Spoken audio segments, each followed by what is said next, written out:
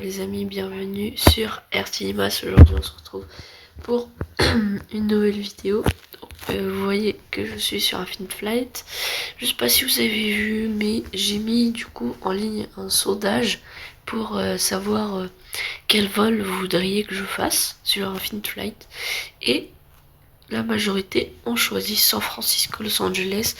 Donc aujourd'hui on se retrouve sur l'énorme aéroport de San Francisco que vous voyez ici. Il est vraiment très grand. Donc les terminaux s'étendent de là-bas où il y a les hangars jusqu'à la tour de contrôle là-bas et le parking. Et vous avez 4 pistes à San Francisco, 2 pistes parallèles ici et 2 autres pistes qui se croisent. Donc vous pouvez le voir sur la carte. On a 2 pistes parallèles qui se croisent. Donc pour l'avion, j'ai aussi mis un sondage. La plupart des gens ont sélectionné le 737-700. Donc aujourd'hui le vol s'effectuera avec un 737-700 de la compagnie KLM. Qui, je vous rappelle, est une compagnie néerlandaise, mais qui est de droit néerlandaise et qui est aussi française. C'est une compagnie un peu franco-néerlandaise. Vous devez sûrement connaître le groupe Air France KLM. D'ailleurs, je crois qu'il est écrit. Je peux pas zoomer plus que ça, mais je sais pas si vous le voyez écrit Air France KLM sur l'avion. Donc là, je suis en train de procéder à l'embarquement. Les bagages vont embarquer à bord de l'avion et les passagers aussi. Comme vous voyez, le tube, la passerelle est accrochée. Et de l'autre côté, on va passer directement dans le cockpit. Si vous avez envie d'installer Infinite Flight, je vous mettrai le lien dans la description. Et surtout, n'hésitez pas à dire dans les commentaires si vous voulez une vidéo tuto sur Infinite Flight si vous commencez sur le jeu. Donc déjà, on va commencer par effectuer le plan de vol.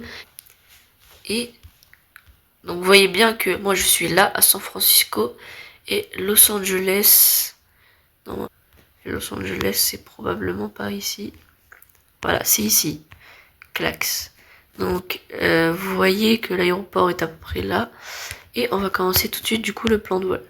Voilà ce qu'on va réaliser aujourd'hui. Excusez-moi pour la voix un peu cassée. Voilà, du coup maintenant qu'on a réalisé le plan de vol, on va passer à la préparation de l'autopilote.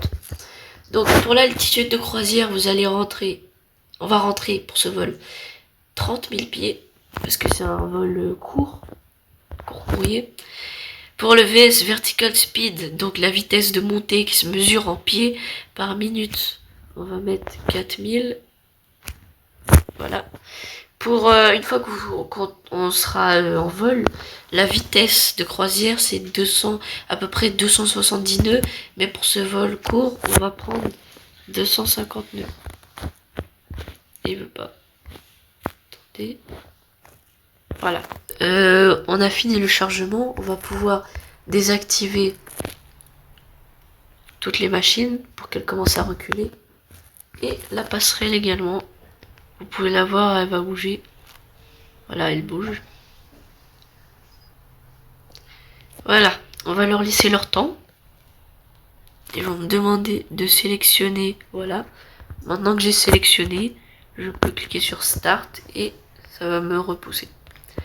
Maintenant, j'ai qu'à attendre. J'ai mis le pushback automatique, c'est-à-dire que sur le jeu, ça se fait automatiquement, mais dans la vraie vie, ce fameux pushback automatique, bah, c'est la personne qui est à l'intérieur du petit véhicule qui va pousser l'avion. Et qui va le diriger, bien sûr. Vous pouvez mettre le pushback manuel, et dans ce cas-là, c'est à vous de diriger l'avion avec les palonniers. Donc les palonniers, c'est ce qui est... Bon, là, on le voit pas bien, mais c'est ce qui est en dessous du tableau de bord. Voilà. Donc j'active la payant start pour que ça accélère un petit peu. Donc là, vous voyez qu'on se fait repousser. Voilà, les écrans s'allument peu à peu. Donc là, par exemple, j'ai mon écran ici qui s'est allumé, l'écran des moteurs aussi qui est allumé, Et ici on attend le... Ah bah voilà, c'est bon, c'est allumé. Ça c'est le GPS, la ligne à suivre pour le GPS. Et ça va se charger, c'est l'horizon artificiel. Donc là je me fais encore reboucher. Bon, en tout cas, j'ai fait un très bon choix sur les sondages parce que le Boeing 737-700 c'est un très beau modèle.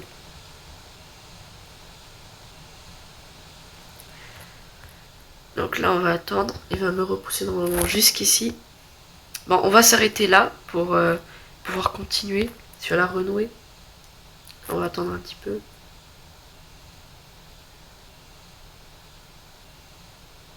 Et là on s'arrête. J'ai détaché. Maintenant on va se rendre dans le cockpit pour démarrer les moteurs que vous voyez ici. Engines 1 et Engines 2. Donc bien sûr ce que vous verrez ça sera probablement en accéléré parce que sinon la vidéo elle ferait 3 heures.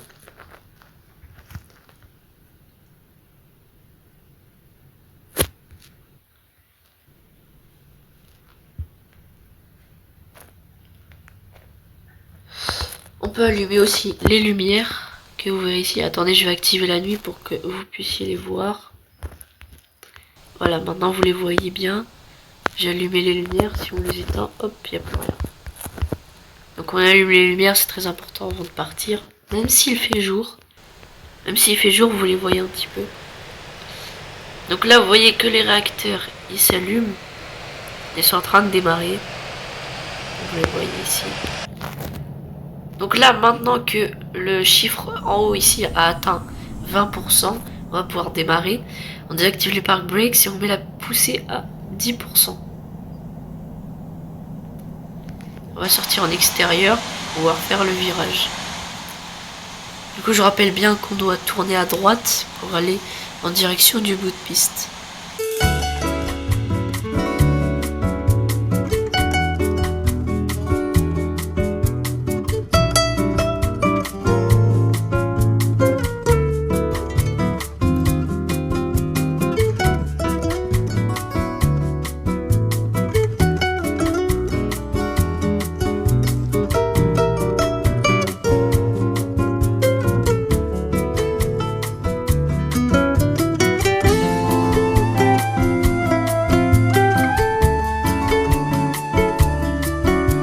Voilà.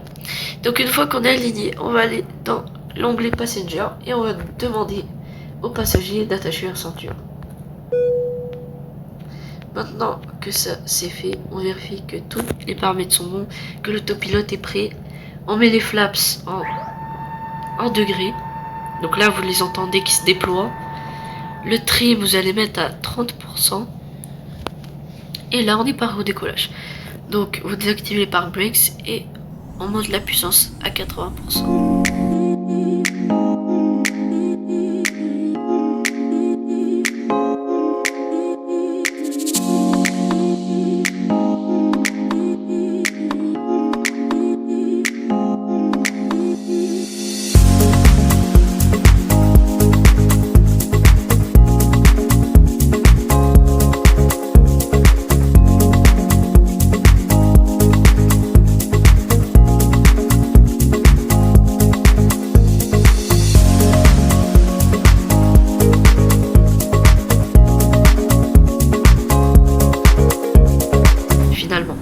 Donc maintenant que vous êtes en l'air, vous allez regarder le chiffre VS qui s'affiche juste en dessous de l'altitude ici. Quand vous voyez que ce chiffre est positif, là il est à 1700 à peu près, je peux dire Gear Up et désactiver les gears. Alors vous l'entendez là le bruit, les gears c'est le train d'atterrissage, donc là il va se rentrer du coup. Donc là on peut dézoomer sur la carte pour pouvoir voir à peu près où je suis. Donc vous voyez que le compteur d'altitude monte, c'est tout à fait normal. Je dois normalement monter le plus vite possible à 3000 pieds parce que en dessous de 3000 pieds il y a des oiseaux qui volent et les oiseaux ça peut être dangereux pour l'avion, que ce soit pour les réacteurs, les vitres, n'importe quoi. Donc le but c'est de monter à 3000 pieds et une fois que c'est fait on active le pilote automatique pour qu'il puisse nous monter à l'altitude de croisière parce que vous vous doutez bien que les pilotes ils restent pas comme ça immobiles pendant 3 ans. Donc on atteint 3000 pieds, on va pouvoir activer l'autopilote qui va nous permettre de monter jusqu'à notre altitude de croisière. Donc vous surveillez bien la vitesse. Là par exemple je ne l'ai pas surveillée, elle était en train de descendre. On active le LNAV GPS.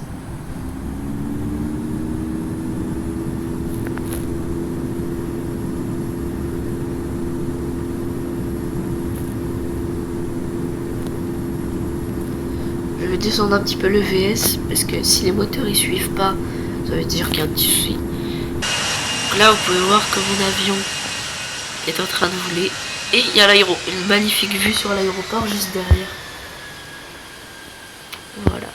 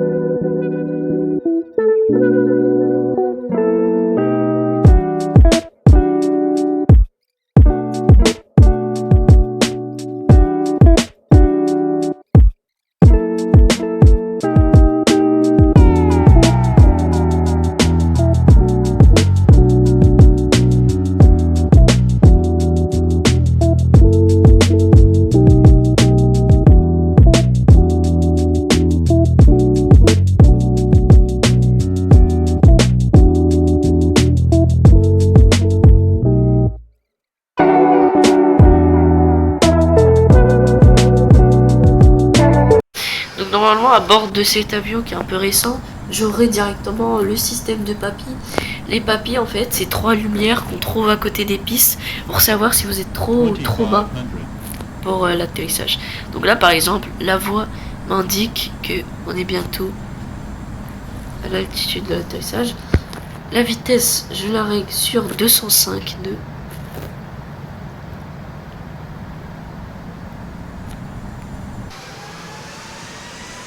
Donc je vois pour l'instant toujours pas les carrés rouges. On a encore une bonne distance. Hop là, je les vois maintenant. Je vais pouvoir désactiver l'altitude. Maintenant c'est moi qui gère l'altitude. Voilà, ici. Je vais pouvoir sortir les trains d'atterrissage. Augmenter tout doucement l'ouverture des flaps.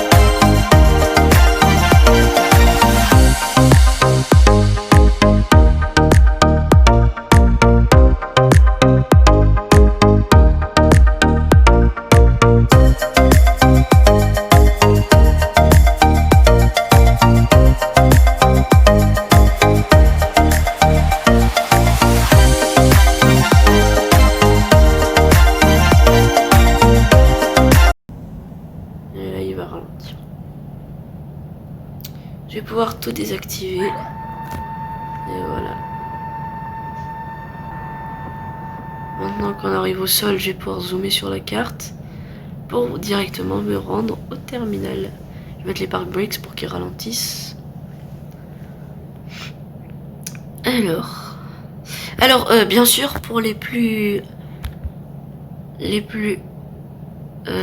comment dire, ceux qui s'y connaissent le plus en aéronautique, vous aurez remarqué que je n'ai pas activé les freins automatiques qui sont ici, les auto brakes. On est censé mettre en med à l'atterrissage.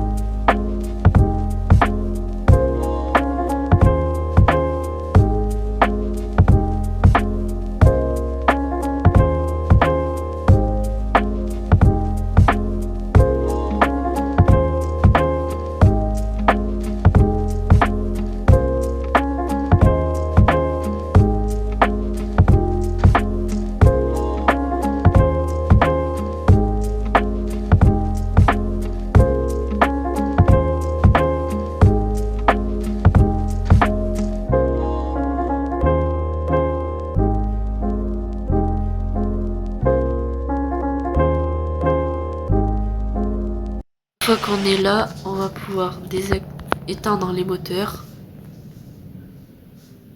Dans les lights, je vais tout éteindre.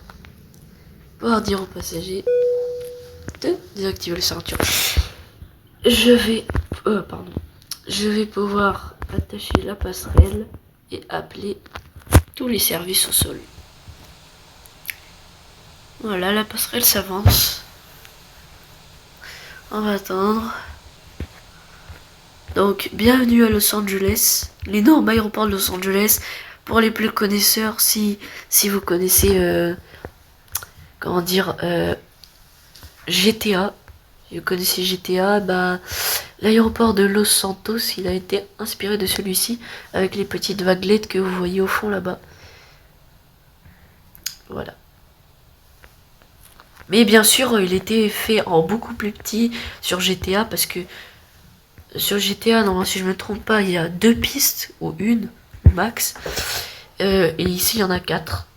L'aéroport de Los Angeles, il fait à peu près la même taille que l'aéroport de Charles de Gaulle à Paris.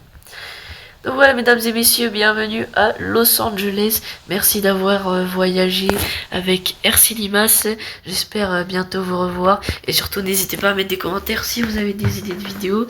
Likez, abonnez-vous. Et on se retrouve un autre jour pour une autre vidéo. Ciao!